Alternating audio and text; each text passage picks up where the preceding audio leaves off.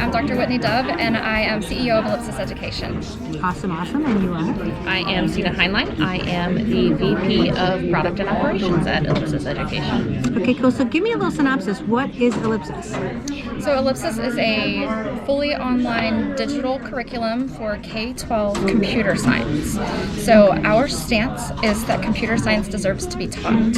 We think it's just that important. It's not something we should just be plugging kids into devices and letting them control their own destiny so much.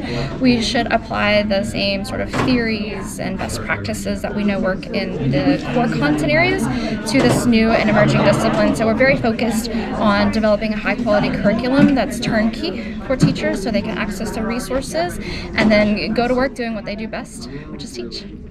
Okay, so when you're saying curriculum, there's several different flavors of curriculum based on UI UX. Is it text-based? Is it video-based? It's primarily text-based lesson plans. Okay. So what teachers will access from our website is step-by-step lesson plans. Teachers are new to the discipline. So scope and sequence. Mm-hmm. Okay. Scope and sequence fully aligned to the CSTA standards, and then also many states have adopted their own computer science standards, so we can align to those standards as well. So let me ask you a couple questions about this. Computer science itself, as the way we describe what it is you know or learn, is kind of outdated, right? We agree on that.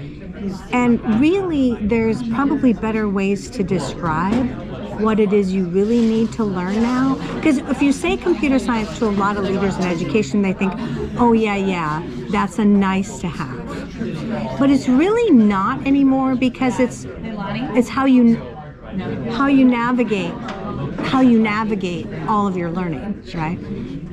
Online and it's an elementary part of life, right? Or a basic part of life.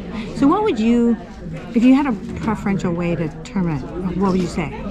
Yeah, so we actually take a broad view of the nature of computer science. It very narrowly sometimes gets interpreted as just coding, or even in that sort of older paradigm as what we might describe as a technology, where we're learning to keyboard, we're learning to type, we're learning how to open a spreadsheet. Those concepts and skills are still relevant, but they're only a part of a much larger whole. Yeah, so I was thinking, here's the word. This is the word just come to me, like how we would, because I've heard this spoken before, but it's really digital sciences, right? So you're not thinking machine, because when you say the word computer, you think that's the machine, right? But digital sciences are machine encoding all the way up to cybersecurity and AI. It's the whole universe. I think that's fair. I think digital literacy is another term that sort of gets tossed around sometimes, and any of them can be narrowing. That's narrow. Yes. Yeah. Okay. Yes. Any of them can have a narrowing effect because it really is about sort of providing kids opportunities to use technology in the same ways that their adult counterparts are using it to live and work in a digital world. Right? It's sort of creating analogs of those experiences in the K-12 environment so that they're more prepared to go out and live and work in the same ways that we as adults do.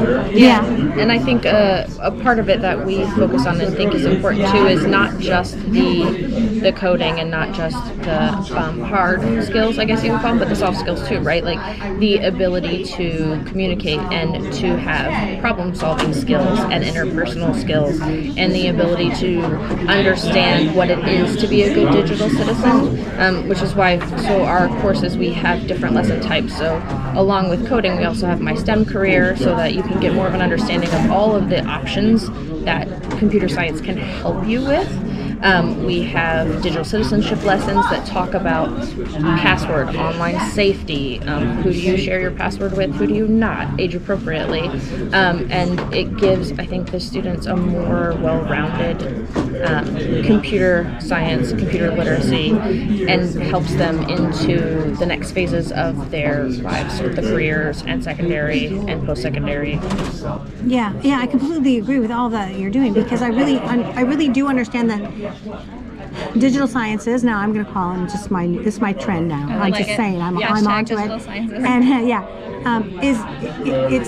it's a language of life now. It's not just a behavioral thing. It's actually how you navigate the world. And it's an underpinning in the same way that math or language is, Exactly. because it is the world, right? It probably even has its own history portions, right, that you'd have to understand. So I'm really interested in this because I really want to see legislators start getting interested in making it core. This needs to be a core subject and not like, yeah, it's a nice to have, la la la. What? Yeah. You know, that's just crazy talk. Do you know what time it is, kind of a thing, you know? So what would you guys say to somebody that may be interested, like, defend that? Like, why should this be what everybody does? I would start by saying that what computer science offers us is the sort of interdisciplinary view of how those core content areas are used in the real life. Right. It provides a vehicle or a lens through which the math concepts come to life, and the science concepts come to life, and the history concepts come to life. And so it is a nice portal, if you will, into really good opportunities to sort of double down on how we're teaching about math and content, math and science and social studies and the like. Yeah, the tie-ins are everywhere, right? I mean, it's like gorgeous from that way. cross-curricular. Yeah. The other piece that I think is important, aside from the content tie-ins, is the sort of attitudes and dispositions that Sena Right. talked about. Right. And computational thinking is a process for thinking, right? And how can we go wrong if we're teaching kids a better process, a more systematic way to go about taking a problem, breaking it down into smaller pieces, and thinking about how that problem is like other problems that we've seen. It is so focused on cognition that we really can't ignore it as a Fun Day Friday activity or a sort of 1 hour a month we bring everybody together and we do fun coding projects, right? That is small. completely underutilizing what the potential of the discipline is. Yeah. Okay, now I'm going to challenge you on one other thing, and then I think I have another interview. So we're tracking in research nationally that the consumer market itself, which is parents and students and sometimes grandparents buying random apps to teach you math concepts or this or your colors when you're 5, your alphabet, but all the way up to like subscriptions from major sites that will teach you things. But what they're tending to buy is non-text based. They want to buy the fully gamified, widgety stuff that's like, okay, I got the concept and now it's like stars and blah, blah, blah, and little explosions on the screen, and it releases me into the next game level of the world, and now I'm going on and doing these other things. So that's two different worlds. The consumer world is expecting that, and then they get to school and things are much more text-based and Google Docs. A lot of teachers like Google Docs. They just learned Google Docs only 3 years ago. So it's like that's their level of thinking, and they are maturing pretty quickly, right? But that intersection of UI, UX is probably pretty important to you, I'm thinking, because you're in the digital sciences curriculum, so you probably want to have a curriculum that is that higher level of UI, UX. What kind of pushback do you get from the teachers? Because they're so in the text, blah, blah. Yeah. So it's a question that keeps me up at night. Yeah. Yeah. It is the exact crux of decision making that we have to do. We're sort of in this moment, and we're having to make decisions about how do we address that intersection. So there's a couple of things I would say. One is that for us, the importance of the art of teaching cannot be forgotten, and that is something that we sort of bake into our curriculum, and that's why we feel like the sort of text-based lesson plans and the design elements that go behind those will never not be important. Those will always be important because we always do have to apply the science of learning, even as we embrace new disciplines.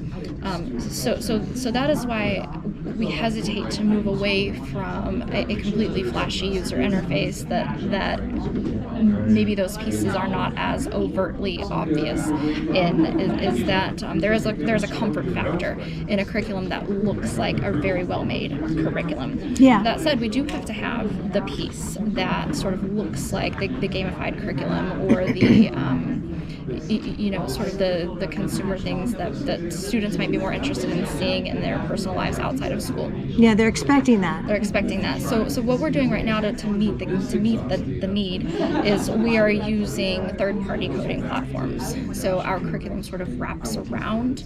Oh, that's smart. Code Like maybe Tinker and those Yeah, guys. so we use Scratch Junior and Scratch because they're free, they're accessible, they can work on a variety of devices, and that way kids can go home and they can keep learning, right? But what we focus on is giving the teacher in the classroom what she needs, or he needs, or they need to do their job. Oh, that's brilliant. Okay, great. Yeah, All right. one of the pieces of that is really important for us to make sure that computer science is accessible, because we think it is so very important. So we spend a lot of thought and time on making sure that the coding environments we're using within the lessons are available to students wherever they might be and however they might be accessing the internet. So if they're going to their library, we don't want them to have a subscription. We don't want them to have to pay for the environments. And we hear a lot from our teachers that their kiddos will go home and they'll have been working on a game in school and then come in after the weekend and have blown out the game and added 4 more levels that weren't part of the lesson, but they're just so excited about the ability to kind of take that home and learn more. And they like being able to build the things they're interested in, right? Like the kids love playing computer games and video games and games on their phones. So having the ability to sort of make those themselves really gives that next level of learning and the next level of attention for those things. Because if you're doing a thing that you are interested in, you remember how to do it because you want to be able to do it again. Yeah, super cool that way. Yeah, I love that.